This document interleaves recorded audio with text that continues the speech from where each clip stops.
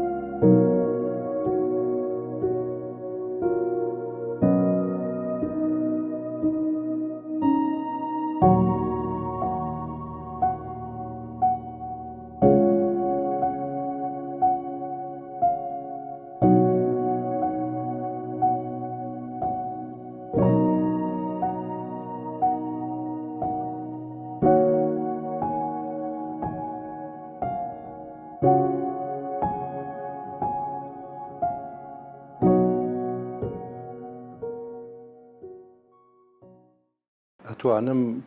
تەبیعی پێناسەی بارزانی وا بە ئاسانی و لە ماوەیەکی کورتان ناکرێ، بەڵام ئەتوانم بڵێم هاتنە دنیاوی بارزانی لەدایکبوونی بارزانی هەڵاتنی خۆری گەلی کورد بوو. چکە بارزانی لە سەرەتای بلاویەوە بەڕاستی هەستی بە چەسانەوەی نەتەوەکەی و خۆشەویستی وڵات و خاک و نیشتیمان بارزانی والێ کرد کە هەرزوو دەستباتە چەک و پێشمەرگە بێت. جگە لەوەی کە بارزانی بارگراوندێکی مێژووی وەکو بنەماڵی بارزان هەیان بووە، چکە بمانەیە نەمانەیە مەسەلا تەکیە و خانەقاکان بەشێک بن لەو پەروەردە نیشتیمانی و نەتەوەیەی کە سەرکردەکانی لێوە هاتووە. بارزانی هەڵقوڵاوی ئەو جۆرە بیرۆکە و بەرنمەیە بۆ بەڕاستی بۆیە کەسایەتی بارزانی هەر لە زۆوە دەرکەوت، لە سەرەتاوە دەرکەوت و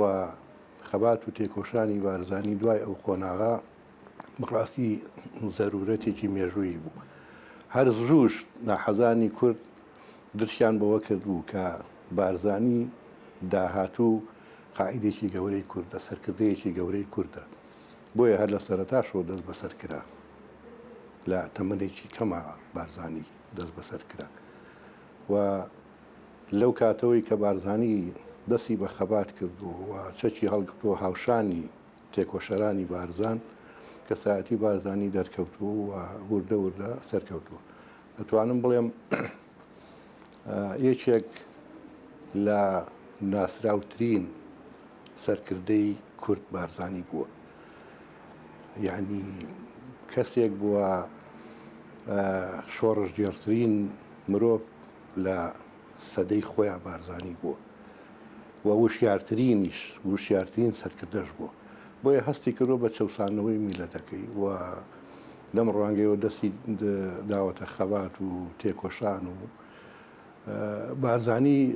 بیری زۆر لەوە فراوانتر بۆ بەڕاستی کە مەسەلا هەر دیفاعکە. بارزانی شۆڕشێکی لە پێناوی ڕزگارکردنی مرۆڤایەتی بەرپا کرد. بارزانی هەر لە بازنەیەکی کورتە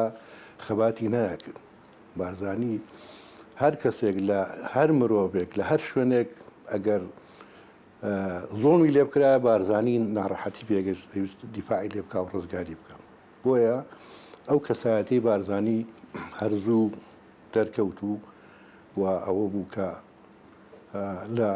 شۆڕشەکانی سەرەتایی بارزانی لە شۆڕشی بارزان لە کۆماری کوردستان و کە چوو کۆماری کوردستان لەوە بارزانی دەرکەوت. یەکێک لە خاڵە گرنگەکانی تر بەڕای من بارزانی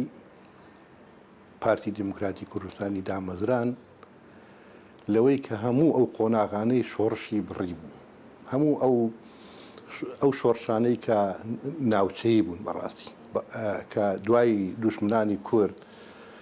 و شۆڕشەکانیان کپە کردەوە و ئامانجەکە وەکو پێویست نەپێکا بارزانی درکی بەوە کرد کە ئەنی پێویستە ڕێکخراوێکی سیاسی حیزبێکی سیاسی دروست بکرێ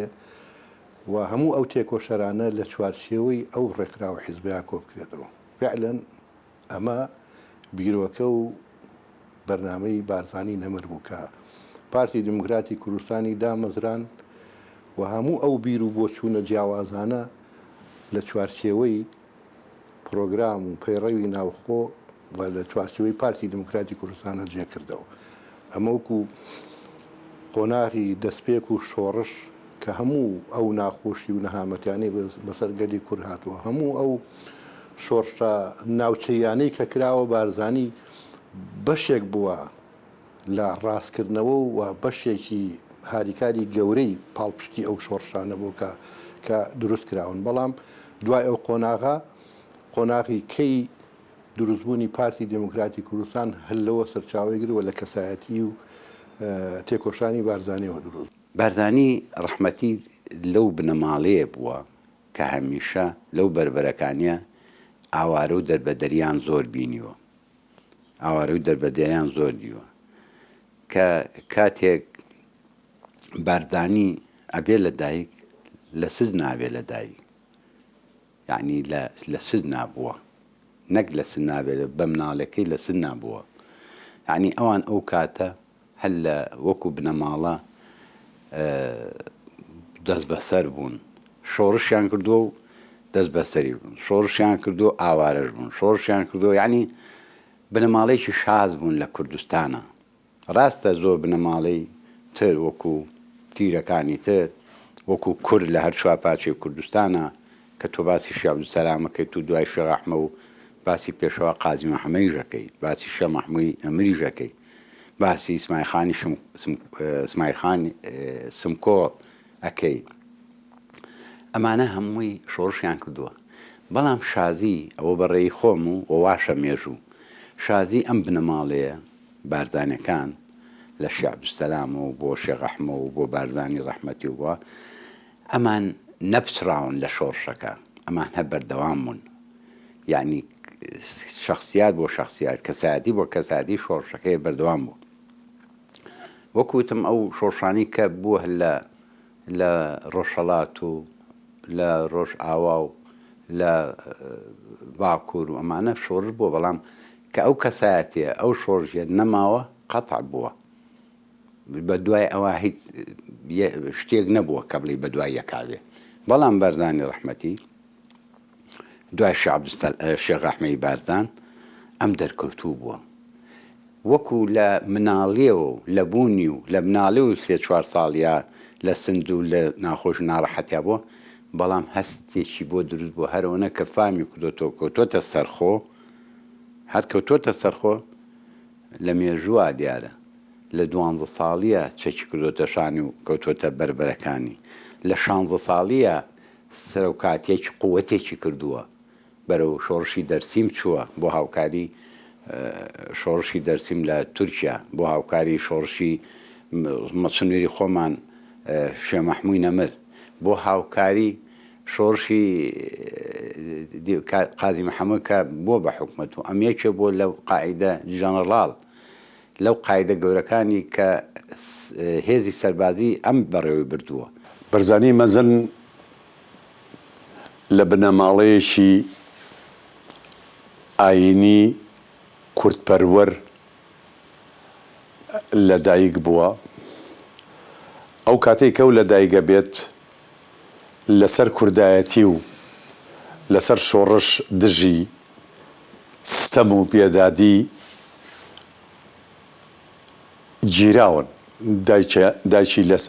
لە زیندانە بەرزانی مەزن لە دایکە بێت. ئەم بنەماڵەیە هەر لە یەکەم ڕۆژەوە کەوە هەستیان بە بێدادی نەتەوەکەیان کردووە، چەشی نەبەردیان کردوتە شان و ملیان بۆ هیچ دوژمنێکی ئەم کوردە نەداوە، لەبەر ئەوە دەڤەری بەرزان هەمیشە نیشانە بووە بۆ دوژمنەکانی کورد و کوردستان، بۆ ئەوەی ئەوانەی کە ئەیانویست کوردستان لە ژێر چەپۆشی داگیرکەرانە بمێنێتەوە و ئەوان قوبوڵیان ناکرد. ئەو بەرزانەی کەوا ئێستا ئەیبینین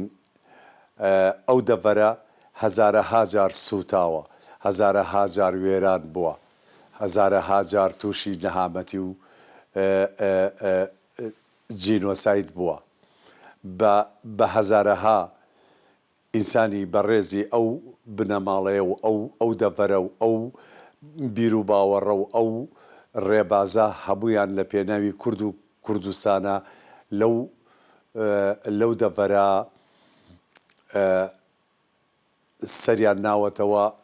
سەری بەرزیان ناوەتەوە لە پێناوی سربەخۆی کورد و کوردستانە. شۆڕشەکانی بەرزان بە شێوەیەک بووەکەوە هەموو با بڵێین دەسەڵاتە داگیرکەرەکانی خسۆتە مەترسیەوە.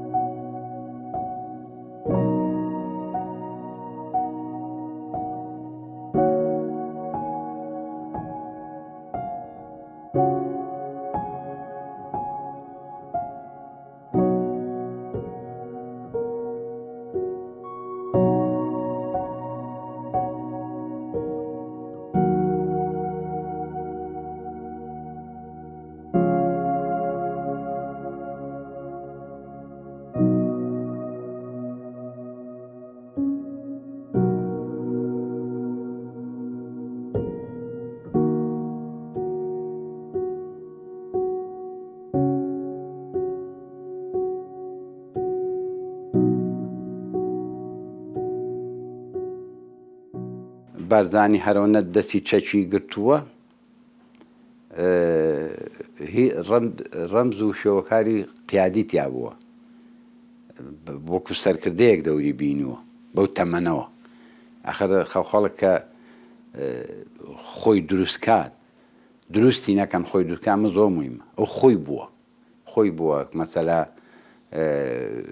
ڕەمبێک کەسانی کەی وەکو بارزانی شەبوو بێ لە دوای شێخ ئەحمەدی بارزان کە برایان و یان نزیکی ئەوان، بەڵام بەرزانی خۆی دروست بووە، خۆی بە هەیبەت بووە، خۆی قاعدە و سەرکردە بووە. شۆڕشەکانی وەکو وتم هەر لە گەنجێتیەوە بەرەو هاوکاری بە شۆڕش بە قووەتێکەوە چۆ بۆ باکوور بۆ هاوکاری شۆڕشی دەرسیم و وە چۆتەوە بۆ ڕۆ سلێمانی بێت بۆ هاوکاری شێخ مەحموودی نەمر و بۆ ئەو هاوکاری و هەچەند بوونە ڕۆشتن، یعنی فشاری هێزی عێراقی وای کرد بەرەو ڕۆژهەڵات بڕۆن، بەرەو بپەڕنەوەن، بەڵام چوان چی کرد وەختەکەیان بەزانایەوە چۆتە پەنا هاوکاری کۆماری کوردستان لە مەهاباد و هاوکاری شۆڕشی قازی محەممەدی ڕەحمەت کرد و ئەویش بەو هێزەوە بەو هێزەی کە ڕۆشتووە بارزانەکان لەگەڵا بوون چون بۆ مەهابات و بۆ تەقوەتێکی پاڵپشتی مهم گەورە بۆیە ئەحتیمامی زۆری پیاوە پێشەوە قازم محەممەدیش و پلەی ژەنەڕاڵیان پێبەخش و بۆ بە سەرکردەیەکی سوپایی لەو کاتای کۆماری کوردستان شەڕەکانی بە دوایە بێنیت ئەگەر کاری پێ بکەی بەرەو ئەوەی کەیتر دوای گەڕانەوەیان دوای ئەوەی کە لە کۆماری کوردستان نەکسەی بەسرا کۆتایی ئەو جەنابیان بە قوتێکی 500 کەسەوە بەرەو سۆڤێت چوو باش 13 ساڵێ لەوێ مایەوە گەڕایەوە و کۆماری عێراق دروست بوورە بە قیادەی عەبدولکەریم قاسم و داعوەتیان کردەوە گەڕایەوە لە بەسرەوە هاتە بەغا ئەمانە هەمووی وەک هەر شۆڕشێ بووە ئەنجا لە 61 بە هاوکاری هەموو با بڵین ئاغاکان و شخصیاتی کوردستان و ئانە و هاوکاریان کرد کە بۆی کە ئەمان شۆڕشێک بکەن بۆی بە شۆڕشێک بتوان دەمکوتی ڕژێمی ئەو کاتێ عێراق بکەن و بتوان شۆڕشێک دروستکەنەوە ئەو شۆڕشی ئەیلولی دروستکە شۆڕشی ئەیلول شۆڕشێکی گەورە بوو شۆڕشی ئەیلول ڕاستە ماوەی 11 ساڵ شەڕ و خەبات و تێکۆشان بەڵام هیمەت و توانای بارزانی لەوەیە بوو شۆڕش لە تاپڕ و ساچمەزەن و هۆڵندە و تفەنی بچووکەوە بوو بە شۆڕشێکی خاوەن قووەتێک و هێزێک کە هەموو کوردستان تا خانەقین دەسەڵات و توانایە بوو شۆڕش من خۆمیێکێ بووم لەو پێشمەرانی شۆڕشێ هەموو شتێک سەرەتایەکی هەیە وەکو باسم کرد ئەو شۆڕشانەی کە پێشتر بوونە بناقە و بوونە ئەساس بۆ داهاتوو و بۆ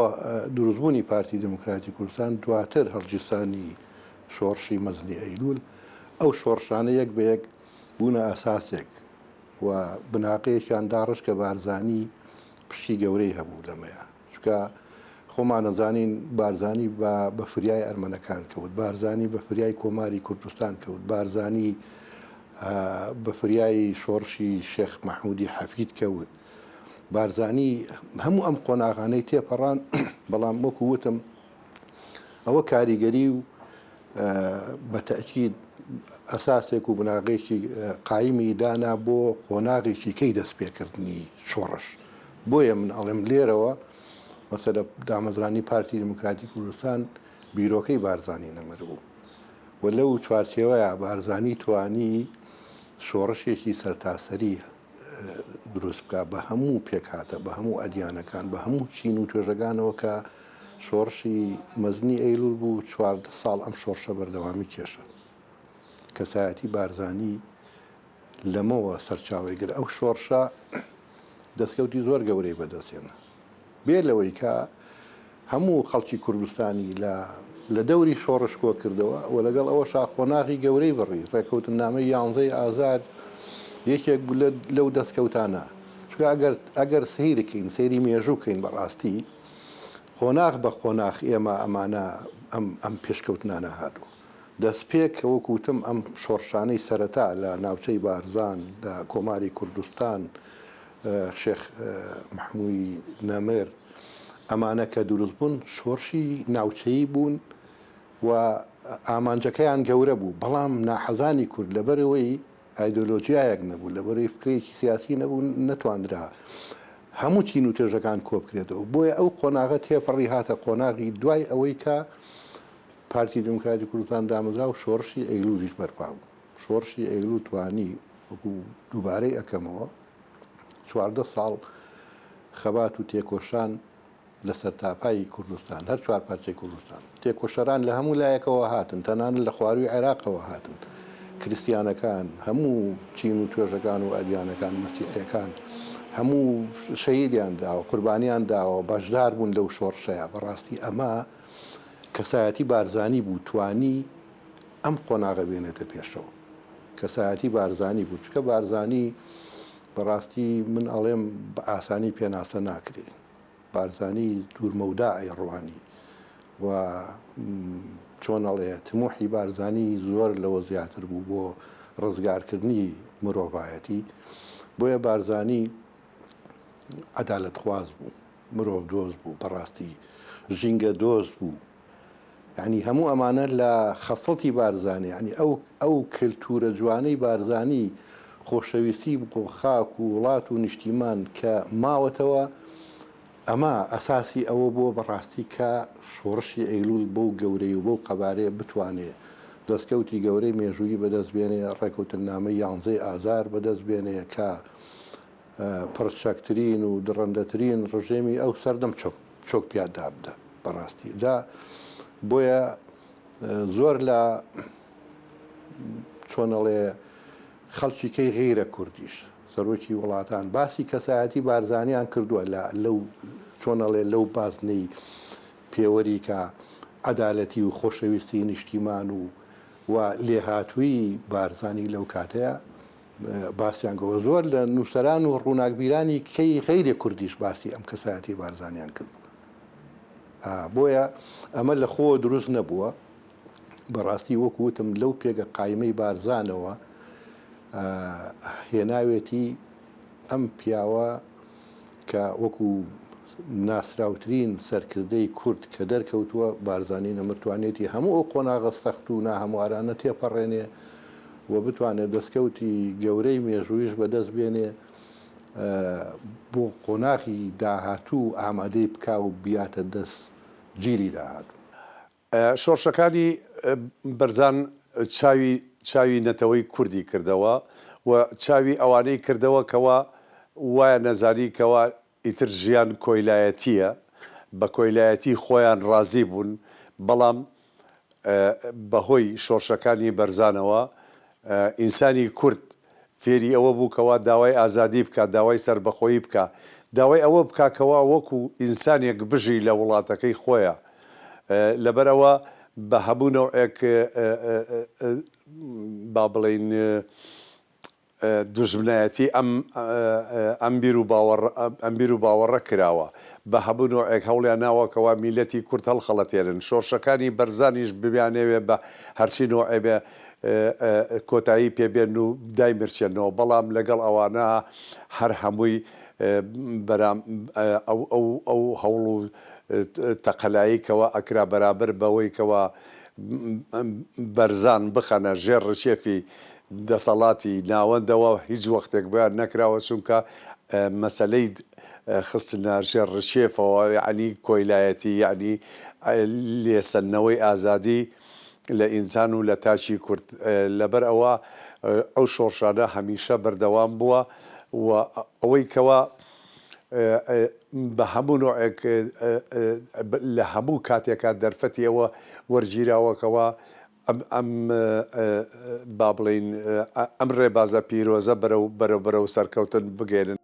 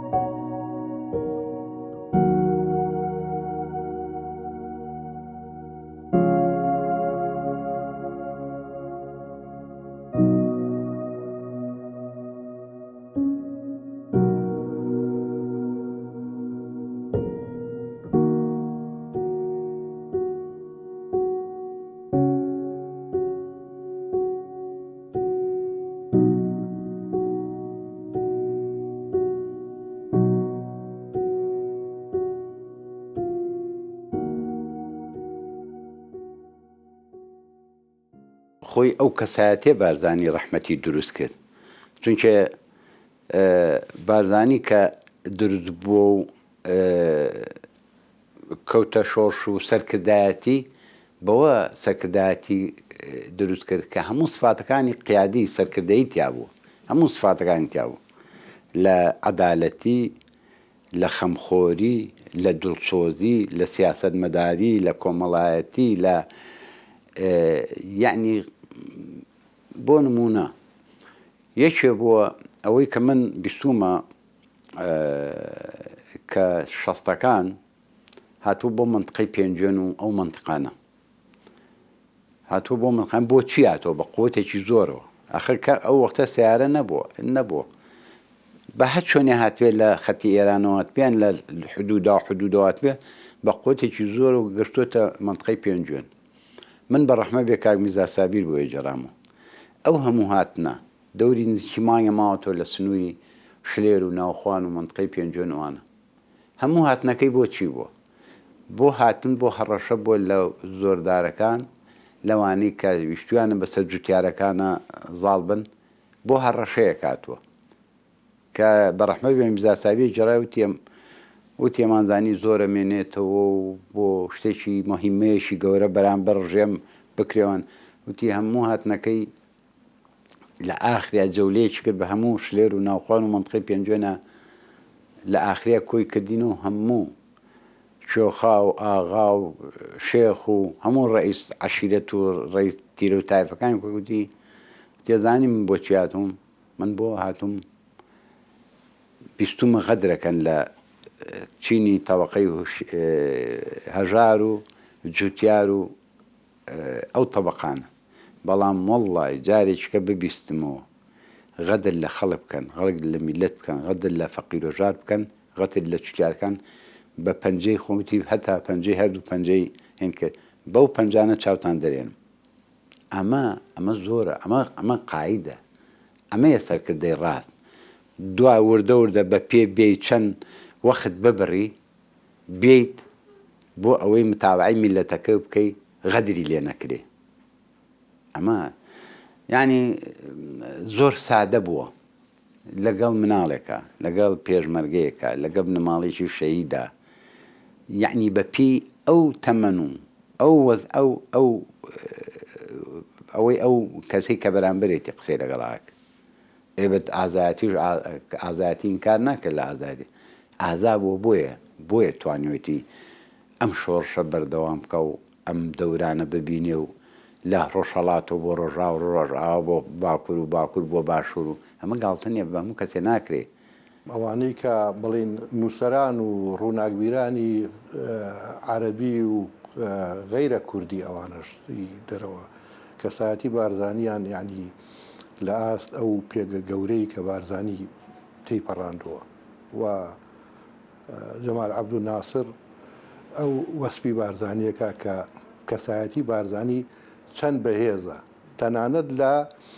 یعنی لە ڕواڵەت و تەماشاکردنی بارزانیش کە بەرامبەری دانیشتووی ئەم کەسایەتێ لە بارزانیە بەدی کراوە ئەوان وەسپی بارزانیان کردووە کە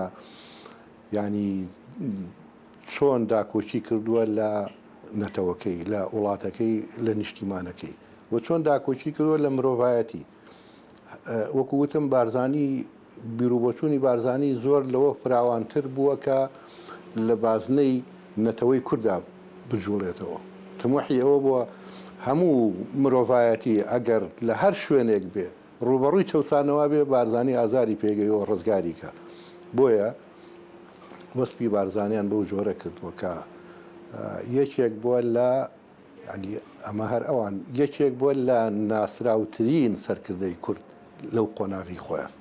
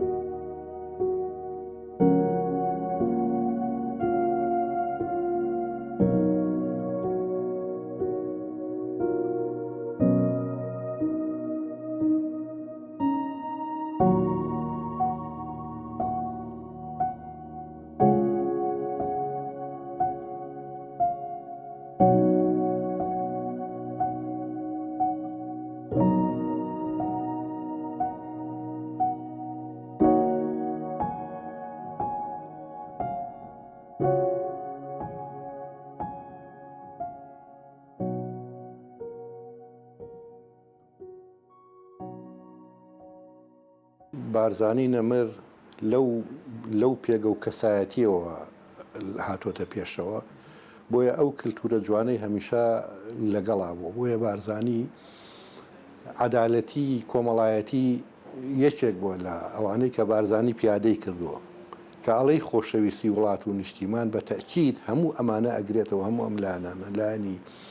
مرۆڤ دۆستی و ژینگە دۆستی و عەدالەتی و هەموو ئەمانە ئەگرێتەوە کە بارزانی لە ژیانی خۆیان پیادەی کردووە نەیهێشتووە بەڕاستی ئیشی لەسەر ئەمانە کردووە کە هەموو ئەم کللتورە جوانە بێنێتە ناو کۆمەڵگەی کوردەواریەوە بۆیە لەم ڕوانگەیەوە منەڵێن بەهێزی بارزانی لەمانەیە دەرکەوت بارزانی بۆ کەسێکی ینی خۆی نەویستووە بۆ خۆی نەکردەوە کەسێکی خۆنەویست بووە کەسێک بۆ نیشتیمان و وڵاتی ویستووە بۆیە لەمەوە پێگەی بارزانی بەهێز بووە و قایم بووە و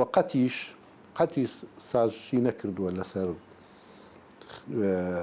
لەسەر خاک و وڵات و لەسەر مافی نەتەوەکەی و وڵاتەکەی تەنازولی نەکردووە سازشی نەکردووە بەردەوام بووە بۆیە ئەمە یەکێکە لەو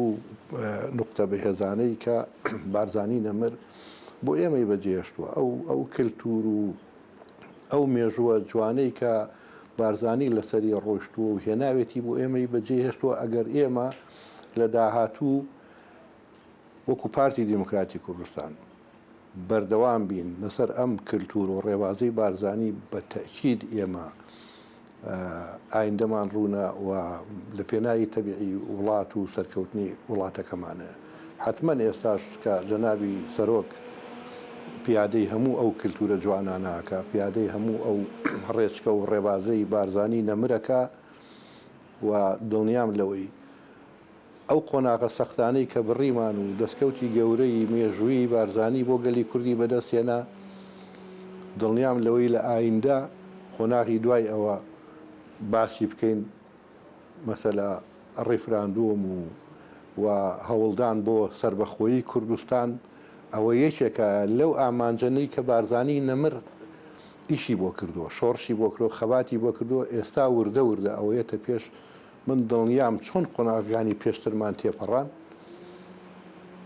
ئەم قۆناغەش بە هەوڵ و هیمەتی جەنابی سەرۆک و